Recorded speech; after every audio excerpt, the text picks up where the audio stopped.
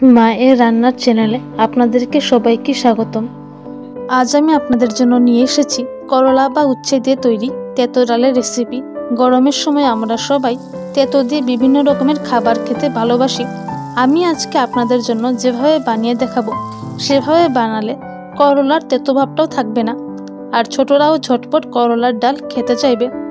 আর এই রেসিপিটা এতটাই সহজ যে আপনারা চট করে বাড়িতে তৈরি করতে পারবেন, এবং যারা নতুন রান্না শিখছেন তাদের জন্য এই রেসিপিটা ভীষণ হেল্পফুল হবে। তাই দেরি না করে দেখে নিন গরমের সময় কিভাবে তেতো ডাল করবেন তার রেসিপিটা। আমাদের উপকরণগুলি হচ্ছে 200 গ্রাম মুগ ডাল, আমি এখানে নিচ্ছি 3টি মিডিয়াম সাইজের করলা। আপনারা চাইলে ছোট সাইজের উচ্ছেও নিতে পারবেন। আমি করলাগুলোকে প্রথমেই লম্বা লম্বা করে কেটে তারপর ছোট ছোট স্লাইস করে বীজগুলো বের করে নিয়েছি। তার সাথে আমি নিচ্ছি কচি চাল কুমড়ের অর্ধেকটা। চাল কুমড়টাকেও আমি স্লাইস করে ছোট ছোট টুকরো করে বানিয়ে রেখেছি। থাকছে ছোট ছোট পিস করে কেটে রাখা 2 থেকে 3টি গাজর। ডালের টেস্টটা আরো বেশি বাড়ানোর জন্য আমি ব্যবহার করছি 1 বাটি নারকেল কোড়া। ফোড়নের জন্য থাকছে 2টো শুকনো লঙ্কা, 2টো তেজপাতা, 1 চামচ মেথি, 1 চামচ সাদা জিরা, কয়েকটা কাঁচা লঙ্কা 2 ফালি করে কেটে রাখা, 1 চামচ আদা বাটা, 1 চামচ ঘি। প্রথমেই কড়াইয়ে দিয়ে দিলাম মুগ ডাল। মুগ ডালটাকে মিডিয়াম ফ্লেমে রেখে ভেজে নিতে হবে। যখন মুগ ডাল থেকে খুব সুন্দর গন্ধ বের হবে তখন বুঝে নিতে হবে যে মুগ ডালটা ভাজা হয়ে গেছে। আমার মুগ ডালটা ভাজা হয়ে গেছে। এখন কড়াইয়ে কিছু পরিমাণে জল দিয়ে হাই ফ্লেমে কেটে রেখে দেওয়া চাল কুমড়োটাকে সেদ্ধ করে নেব। ভালোভাবে সেদ্ধ হওয়ার জন্য ঢেকে দিলাম। কিছুক্ষণ পর ঢাকনা খুলে দেখলাম যে চাল কুমড়োটা সেদ্ধ হয়ে গেছে। কনফার্ম হওয়ার জন্য খুন্তি দিয়ে দেখে নিচ্ছি চাল কুমড়োটা ভেঙে গেছে, তার মানে চাল কুমড়োটা পুরোপুরি সেদ্ধ হয়ে গেছে। কড়াইয়ে কিছু পরিমাণে জল দিয়ে হাই ফ্লেমে ভেজে রাখা মুগ ডালটাকে সেদ্ধ করে নেব। তাড়াতাড়ি সেদ্ধ হওয়ার জন্য দিয়ে দিলাম 2 চামচ লবণ, ঢেকে দিলাম। ঢাকনাটা খুলে নিচ্ছি। মুগ ডালটা কিছু কিছু সেদ্ধ হওয়া শুরু করে দিয়েছে, তাই ফেনা উঠেছে। ফ্লেমটাকে এখন মিডিয়াম করে দেব। হাতা দিয়ে ফেনাগুলিকে ফেলে দিচ্ছি। মুগ ডালটা সেদ্ধ হতে 4 থেকে 5 মিনিট সময় লাগবে। এরকমই আরো কিছু সময় নাড়াতে থাকবো। মুগ ডালটা সেদ্ধ হয়ে গেছে, আপনারা দেখতে পাচ্ছেন খুবই সুন্দর ঘন কনসিস্টেন্সিটা বের হয়ে গেছে। ডালটা পুরোপুরি সেদ্ধ হয়ে গেছে, তাই নামিয়ে নেব। কড়াইয়ে মিডিয়াম ফ্লেমে রেখে কিছু পরিমাণে তেল দিয়ে কেটে রেখে দেওয়া করলাগুলোকে ভেজে নেব। দিয়ে দিলাম 1/2 চামচ হলুদ গুঁড়ো, দিয়ে দিলাম কিছু পরিমাণে লবণ। ভালোভাবে মিশিয়ে করলাটাকে লালচে হওয়া পর্যন্ত ভাজতে হবে। আপনারা দেখতে পাচ্ছেন করলাটা ডিপ ব্রাউন কালারটা এসে গেছে, তার মানে ভাজা হয়ে গেছে। এবার কড়াইয়ে ফোড়নটা দিয়ে দেব। দিয়ে দিলাম শুকনো লঙ্কা ও তেজপাতা।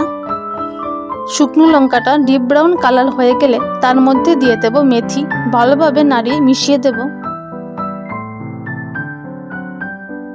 দিয়ে দিলাম সাদা জিরা। কিছুটা মিশিয়ে তার মধ্যে দিয়ে দিলাম 1 চামচ সর্ষে। কিছুটা নাড়িয়ে ফোড়নটা ভালোভাবে লালচে করে ভেজে নেব। লালচে হয়ে গেলে তার মধ্যে দিয়ে দেব আদা বাটা, নাড়িয়ে মিশিয়ে দেব।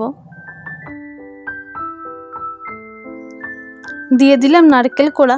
এই নারকেল কোড়াটার জন্যই ডালের টেস্টটা আরও অনেক গুণ বেড়ে যাবে এবং ডালটা অনেক বেশি ঘন হবে।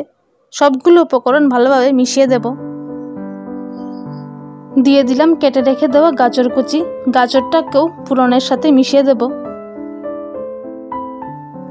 দিয়ে দিলাম কয়েকটা 2 ফালি করে কেটে রাখা কাঁচা লঙ্কা। ভালোভাবে মিশিয়ে দেব। সবগুলো উপকরণ যখন ভাজা হয়ে যাবে তখন তার মধ্যে দিয়ে দেব কিছু পরিমাণে হলুদ গুঁড়ো, মিশিয়ে দিলাম। এবার তার মধ্যে দিয়ে দেব ভেজে রেখে দেওয়া করলা। সবগুলো উপকরণ ভালোভাবে নাড়িয়ে মিশিয়ে দেব।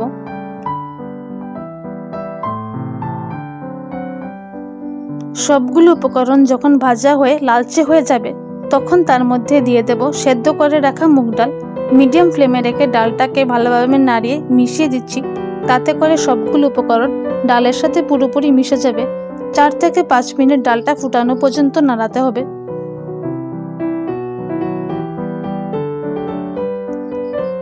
ডালটা ফুটে গেলে তার মধ্যে দিয়ে দেব সেদ্ধ করে রাখা চাল কুমড়ো।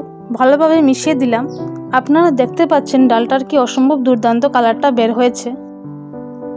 দিয়ে দিচ্ছি স্বাদ মতো চিনি। চিনিটা পুরোপুরি অপশনাল, আপনারা চাইলে নাও দিতে পারবেন।